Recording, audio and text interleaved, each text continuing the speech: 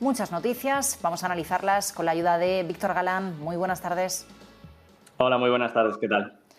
Víctor, apertura en positivo para Wall Street, subidas del 0,8% en el Nasdaq, 0,7% en el Standard & Poor's 500 y ahora mismo un 0,5% arriba el Dow Jones. Ha sido una semana muy volátil. El miércoles ya va a pasar a la historia como un miércoles bastante negro para el mercado y a pesar de las subidas que tenemos hoy, seguimos viendo a un VIX muy cerquita, la volatilidad de los 29, de los 30 puntos.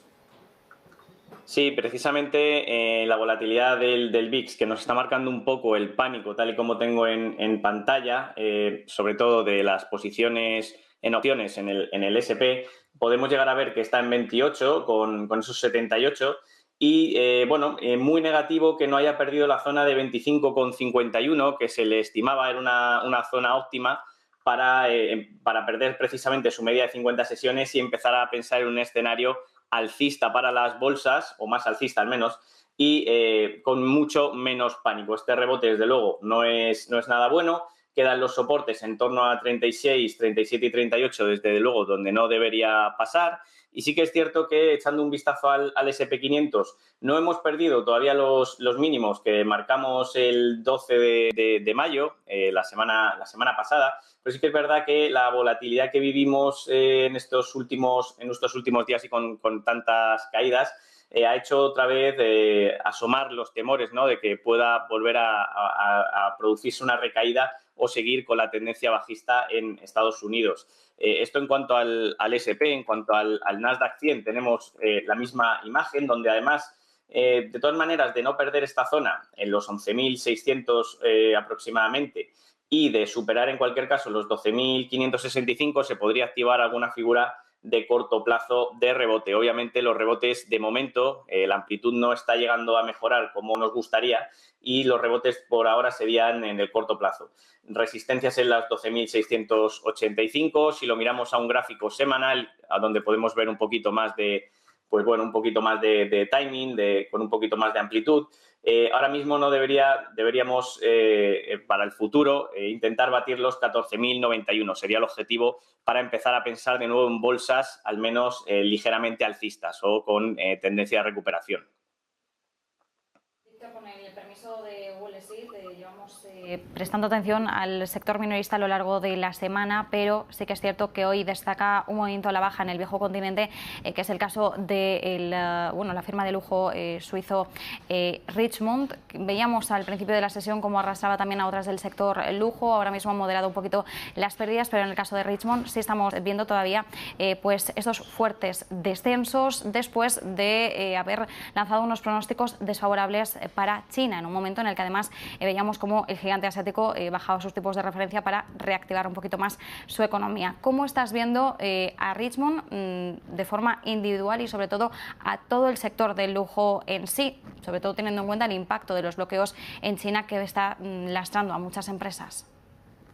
Claro, al final la falta de consumo en China, todos los lockdowns que se han provocado, ¿no?, en Shanghái, en el país. Tenemos aquí un gráfico del Banco Central precisamente de China, cómo precisamente vemos las inyecciones en naranja de liquidez, cómo hace tiempo que no se producen al mismo ritmo que se producía en otros momentos, ¿no?, pues post-COVID, intentando ayudar a la recuperación. Sin embargo, vemos cómo hay una pequeña previsión aquí en negro, en la que a priori podría subir precisamente debido a la bajada de tipos de interés en China.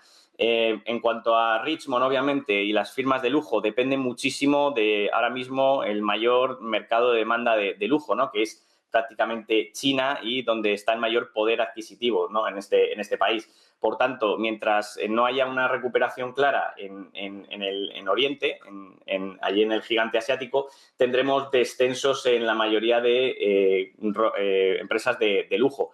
Podemos también ver, por ejemplo, el caso de Kering.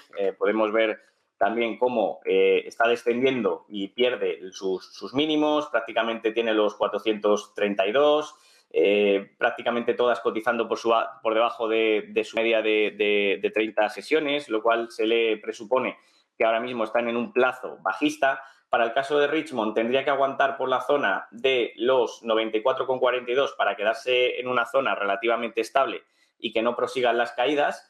y por encima de los 119,09 veríamos una mejora clara. A nosotros en Planeta Bolsa, desde ahora mismo del sector lujo, nos gusta Van de Velde, que es una belga, la cual, pues bueno, es de las que mejor se está comportando en el medio corto plazo, y esta sí tiene cerca sus máximos cerca de los 39 euros y, pues bueno, el comportamiento está siendo mucho más diferente, está mucho más diversificada, menos focalizada en países como China, y creemos que puede tener mayor progresión en el futuro. ¿Qué te está pareciendo, Víctor? Te quería preguntar también por perdón, las divisas. Hemos visto algo de relajación en la subida del dólar, hemos visto cómo el índice dólar se alejaba de sus máximos, hemos visto también, por ejemplo, la subida del rublo frente al dólar y frente al euro, en el caso del euro máximos desde 2017. ¿Qué te está pareciendo este movimiento? Te pregunto tanto el dólar como el rublo.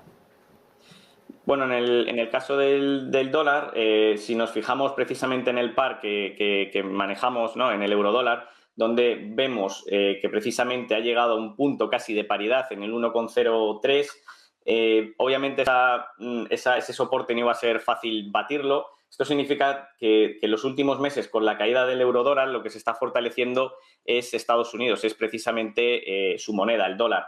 ¿Por qué? Porque allí precisamente ya ha comenzado ese proceso de tapering o retirada de estímulos, mientras que en Europa pues todavía no ha comenzado directamente ese proceso y estamos en ascuas de terminar pues, la carrera por los estímulos. Sí que ha llegado a un punto bastante relevante en el 1,0580, donde está ahora, que es la media de 30 sesiones punteada que vemos en diario y que va a ser bastante difícil de batir a priori. No me extrañaría volver a ver al eurodólar por debajo del 1,03 y volver a verlo testear.